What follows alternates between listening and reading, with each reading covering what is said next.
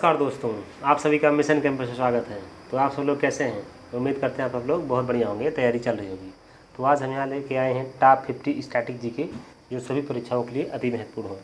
जैसे आपका आने वाला हो गया लेखपाल हो गया, ग्रुप डी हो गया, इन तमाम परीक्षाओं के लिए ये टॉप 50 क्वेश्चन जो हमने तैयार किया है बहुत ही इंपॉर्टेंट होने वाला है। चलिए क्लास को स्टार्ट करते हैं। तो आज का पहला क्वेश्चन कह रहा है, किस स्मारक को भारत का राष्ट्रीय स्मारक कहते हैं? किस स्मारक को भारत का राष्ट्रीय स्मारक कहते हैं? इसका सही जवाब है इंडिया गेट। याद रखना है, ठीक है। इंडिया गेट कहाँ है? ये आपका दिल्ली में है। क्लियर है? ध्यान रखना इसको। तो अगला क्वेश्चन कह रहा है, संयुक्त राष्ट्र सुरक्षा परिषद के 5 अस्थायी सदस्य कौन कौन से हैं? वेरी इंपॉर्टेंट क्वेश्चन है ये। संयुक्त राष्ट्र सुरक्षा परिषद के 5 अस्थायी सदस्य कौन कौन से हैं? ठीक है। इसका जवाब है चीन, फ्रांस, रूस, ब्रिटेन और अमेरिका। इसको 2-3 बार देखेंगे तो क्लियर हो जाएगा। इंपॉर्टेंट क्वेश्चन है, यहाँ से क्वेश्चन पुटअप करता है, ठीक है। तो अगला क्वेश्चन है आपका तीसरा नंबर कह रहा है, प्रांतीय संविधान समिति के अध्यक्ष का नाम क्या है? प्रांतीय संविधान समिति के अध्यक्ष का नाम क्या है? इसका सही जवाब है सरदार वल्लभ भाई पटेल। सरदार वल्लभ भाई पटेल, ठीक है। चौथा नंबर क्वेश्चन कह रहा है, भारत का संविधान किसने बनाया था? भारत का संविधान किसने बनाया था? तो मतलब एक सभा का नाम पूछ रहा है ये एक तरह से, और तो संविधान बनाने में कई लोगों का योगदान रहा है, ठीक है। ध्यान रखना बात को। तो ये संविधान निर्मात्री सभा थी जो संविधान का बनाया था, ठीक है। तो अगला क्वेश्चन कह रहा है 5वां नंबर, भारतीय संविधान में कितने भाग एवं कितने अनुसूचियाँ हैं? मतलब वर्तमान में भी पूछ रहा है, ठीक है। तो 22 भाग एवं 12 अनुसूचियाँ हैं। ध्यान रखना इसको। क्लियर। तो अगला क्वेश्चन कह रहा है, संविधान निर्मात्री सभा का गठन किस योजना के अंतर्गत किया गया? संविधान निर्मात्री सभा का गठन किस योजना के तहत किया गया? इसका सही जवाब है कैबिनेट मिशन, ठीक। तो अगला क्वेश्चन कह रहा है, संविधान सभा की प्रथम बैठक की अध्यक्षता किस हुई थी? संविधान सभा की प्रथम बैठक किसकी अध्यक्षता में हुई थी? इसका सही जवाब है डॉक्टर सच्चिदानंद सिन्हा। तो ये अस्थायी अध्यक्ष भी थे। उसके बाद डॉक्टर राजेंद्र प्रसाद अस्थायी अध्यक्ष बनाए गए थे, ठीक है। 11 दिसंबर 1946 को। ये 9 दिसंबर 1946 को संविधान सभा के अस्थायी अध्यक्ष के रूप में चुने गए थे, ठीक है। और 13 दिसंबर 1946 को पंडित जवाहरलाल नेहरू इसके अध्यक्ष हुए थे, ठीक है। तो 3 डेट है, 9 दिसंबर 1946, 11 दिसंबर 1946, 13 दिसंबर 1946। 9 दिसंबर आपका डॉक्टर सच्चिदानंद सिन्हा हैं, और 11 दिसंबर डॉक्टर राजेंद्र प्रसाद हैं, और 13 दिसंबर को 1946 को पंडित जवाहरलाल नेहरू हैं। ध्यान रखना है तीनों डेट, ठीक है। इंपॉर्टेंट क्वेश्चन है ये।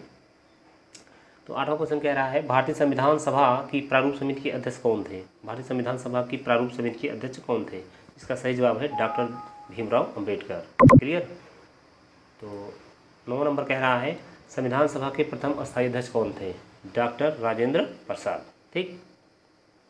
भारतीय संविधान की संघ सूची में कितने विषय दिए गए हैं मतलब अभी वर्तमान में है, ठीक है, 100। अब पहले 97 था। क्लियर है? याद रखना इसको। अगला क्वेश्चन कह रहा है, भारतीय संविधान सभा द्वारा अवशिष्ट शक्तियाँ किसे प्रदान की गई हैं? संसद अर्थात संघ को। संसद अर्थात संघ, ठीक है। तो अगला क्वेश्चन कह रहा है, मानव का क्रय विक्रय करना अथवा उससे बिगाड़ लेना किस अधिकार के अंतर्गत दंडनीय है? इसका अनुच्छेद 23 के तहत, ठीक है। मानव का क्रय विक्रय आप नहीं कर सकते हो अनुच्छेद 23 के तहत, ठीक। तो अनुच्छेद 24 कहता है, तो मतलब किसी खतरनाक स्थान पर आप मतलब 14 वर्ष से कम आयु के बच्चे से आप काम नहीं करवा सकते हैं। अनुच्छेद 24 के तहत ये भी दंडनीय अपराध में माना जाता है। इसको भी याद रखना है, 24 को भी, ठीक है। तो 13 नंबर कह रहा है, वह सूची जिस पर केंद्र और राज्य दोनों कानून बना सकते हैं। वह सूची जिस पर केंद्र और राज्य दोनों सरकार जो है कानून बना सकते हैं, वह है समवर्ती सूची। ये समवर्ती सूची जो है ऑस्ट्रेलिया से लिया गया है, ठीक है। अगला क्वेश्चन कह रहा है 14 नंबर, भारत चीन का युद्ध कब हुआ था? 1962 में। भारत चीन का युद्ध कब हुआ था? 1962 में। अगला क्वेश्चन कह रहा है, भारतीय संविधान सभा का पहला सत्र कब प्रारंभ हुआ? भारतीय संविधान सभा का पहला सत्र कब स्टार्ट हुआ था? 9 दिसंबर 1946 को। याद रखना इसको। संविधान की प्रारूप समिति के समक्ष प्रस्तावना का प्रस्ताव किसने रखा था? इसका सही जवाब है जवाहरलाल नेहरू। जवाहरलाल नेहरू, याद रखना है। अगला क्वेश्चन कह रहा है, किस वर्ष भारत एक प्रभुत्व संपन्न प्रजातांत्रिक गणराज्य बना? किस वर्ष भारत एक प्रभुत्व संपन्न प्रजातांत्रिक गणराज्य बना? इसका सही जवाब है 1950। अगला क्वेश्चन कह रहा है भारत का संविधान अपना प्राधिकार किससे प्राप्त करता है? भारत का संविधान अपना प्राधिकार किससे प्राप्त करता है? इसका सही जवाब है जनता से। क्लियर है। अगला क्वेश्चन कह रहा है भारत की संसदीय प्रणाली को कहाँ से लिया गया है? भारत की संसदीय प्रणाली को कहाँ से लिया गया है? इसका सही जवाब है इंग्लैंड। ठीक है। अगला क्वेश्चन कह रहा है वह संवैधानिक दस्तावेज कौन सा है जिसका भारतीय संविधान तैयार करने में गहरा प्रभाव पड़ा? मतलब बहुत ज़्यादा इफेक्टिव था वो। ठीक है। वह संवैधानिक दस्तावेज कौन सा है जिसका भारतीय संविधान तैयार करने में गहरा प्रभाव पड़ा था? इसका सही जवाब है भारत सरकार अधिनियम 1935। याद रखना। अगला क्वेश्चन कह रहा है वर्तमान समय में भारतीय संविधान गणना की दृष्टि से कुल कितने अनुच्छेद और अनुसूचियां हैं? लगभग 456 अनुच्छेद और 12 अनुसूचियां हैं वर्तमान में भी। ध्यान रखना है बात को, इंपॉर्टेंट क्वेश्चन है ये। भारतीय संविधान के किस अनुच्छेद के अंतर्गत नागरिकों को मौलिक अधिकार प्रदान किए गए हैं? इसका सही जवाब है 12 से 35 तक।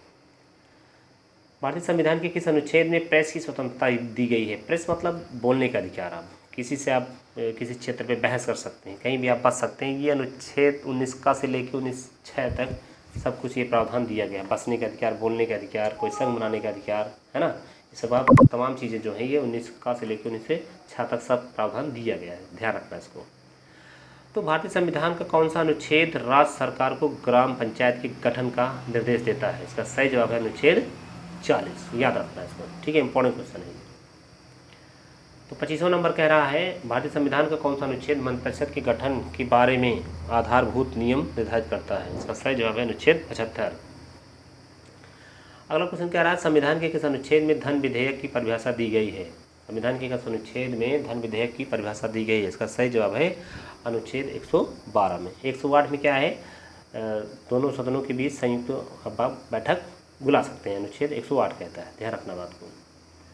तो अगला क्वेश्चन कह रहा है कौन सा अनुच्छेद संसद को राजसूची के विषय में संबंध में विधि बनाने की शक्ति प्रदान करता है? ये अनुच्छेद 249 है। ठीक है, 249। अगला क्वेश्चन कह रहा है किस अनुच्छेद के अंतर्गत अखिल भारतीय सेवाओं का प्रावधान किया गया है? किस अनुच्छेद के अंतर्गत अखिल भारतीय सेवाओं का प्रावधान किया गया है? इसका सही जवाब है अनुच्छेद 312। अनुच्छेद 312 ध्यान रखना है। अगला क्वेश्चन कह रहा है किस अनुच्छेद में हिंदी भाषा के विकास के लिए निर्देश दिया गया है? इसका सही जवाब है अनुच्छेद 343। 30 नंबर क्वेश्चन कह रहा है किस अनुच्छेद में संविधान के संशोधन की प्रक्रिया का उल्लेख किया गया? अनुच्छेद 368। क्लियर।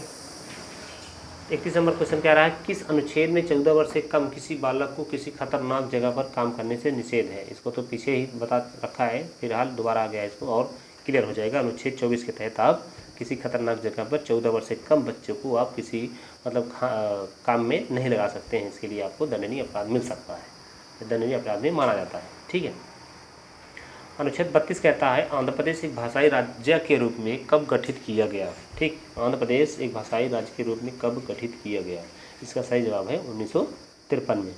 जो भी हाल ही में राज्य बनाया गया है वो है तेलंगाना। 2 जून 2014 को तेलंगाना राज्य का निर्माण किया गया। ये लेटेस्ट है राज्य जो बनाया गया है। ध्यान रखना बात को। ठीक है। किस अनुच्छेद में पर्यावरण का संरक्षण एवं सुधार है? किस अनुच्छेद में पर्यावरण का संरक्षण एवं सुधार है? इसका सही जवाब है अनुच्छेद 48A। तो विश्व पर्यावरण दिवस जो है 5 जून को मनाया जाता है। अब पहली बार 1974 में मनाया गया। ये भी ध्यान रखना है बात को। तो अगर पूछे कि पर्यावरण दिवस पहली बार कब मनाया गया था तो उसको बताना है आपको 1974 में। अब विश्व पर्यावरण दिवस 5 जून को मनाया ही जाता है। ठीक। तो अगला क्वेश्चन कह रहा है 34 नंबर किस अनुच्छेद में राज्यों द्वारा प्राथमिक शिक्षा मातृभाषा में दिए जाने का प्रावधान है? अनुच्छेद 385 है। वेरी इंपॉर्टेंट क्वेश्चन है। किस अनुच्छेद में राज्यों द्वारा प्राथमिक शिक्षा मातृभाषा में दिए जाने का प्रावधान किया गया है? मतलब अनुच्छेद 350। ऐसे पूछेगा कि अनुच्छेद 350 का संबंध किससे है तो आपको बताना है प्राथमिक शिक्षा मातृभाषा में दिए जाने का प्रावधान दिया गया है। क्लियर है। देशी रियासतों से संबंधित महापुरुष कौन है? देशी रियासतों से संबंधित महापुरुष कौन है? इंपॉर्टेंट क्वेश्चन है। सरदार वल्लभ भाई पटेल। अधिनियम 1956 के पश्चात राज्य और संघ क्षेत्रों की संख्या कितनी थी? अधिनियम 1956 के पश्चात राज्य और संघ क्षेत्रों की संख्या क्रमशः कितनी थी? 14 तथा 6। 14 तथा 6। ठीक है। अगला क्वेश्चन कह रहा है भारतीय संविधान में नागरिकता के प्रावधान कब लागू हुए? ठीक है, भारतीय संविधान में नागरिकता के प्रावधान कब लागू हुए? इसका सही जवाब है 1955। 38 नंबर क्वेश्चन कह रहा है भारत में एकल नागरिकता की अवधारणा कहाँ से अपनाई गई। भारत में एकल नागरिकता की अवधारणा कहाँ से अपनाई गई, इसका सही जवाब है इंग्लैंड। वैसे भी लग रहा है क्वेश्चन में भी, मतलब एकल नागरिकता, एकल से इंग्लैंड बना है, क्लियर है, इंग्लैंड अर्थात एकल। तो आई होप आप समझ गए होंगे, इसका सही जवाब है इंग्लैंड। तो 39 नंबर कह रहा है किस देश में दोहरी नागरिकता का सिद्धांत स्वीकार किया गया है। किस देश में दोहरी नागरिकता का सिद्धांत स्वीकार किया गया है, इसका सही जवाब है अमेरिका। ठीक है, अमेरिका अपना इंडिपेंडेंस मनाता है 4 जुलाई को, ये भी ध्यान रखना बात को, इसका फैक्ट है ये। तो अगला नंबर कह रहा है 40 नंबर, मौलिक अधिकार संविधान के किस भाग में वर्णित है। मौलिक अधिकार जो है संविधान के किस भाग में वर्णित है, इसका सही जवाब है भाग 3। ठीक है, भाग 3 में। भाग 2 में नागरिकता है और भाग 1 में केंद्र और राज्य जो अलग अलग बनाया गया है। ठीक है, अगला क्वेश्चन कह रहा है मौलिक अधिकारों का निलंबन कौन कर सकता है। मौलिक जो आपका अधिकार है उसका निलंबन कौन कर सकता है, इसका सही जवाब है राष्ट्रपति, जो भारत का प्रथम नागरिक होता है। ठीक है, ये तीनों सेनाओं का सेनापति भी होता है राष्ट्रपति, इसको भी ध्यान रखना है। किसी भी व्यक्ति के मतलब मृत्युदंड अगर माना मिला है उसको सजा, उसको माफ़ करने का अधिकार इसको दिया गया है राष्ट्रपति को। राष्ट्रपति अगर पढ़ा लिखा नहीं है फिर भी चलेगा। ठीक है, इसको बनने के लिए कम से कम उम्र सीमा 35 साल होना चाहिए।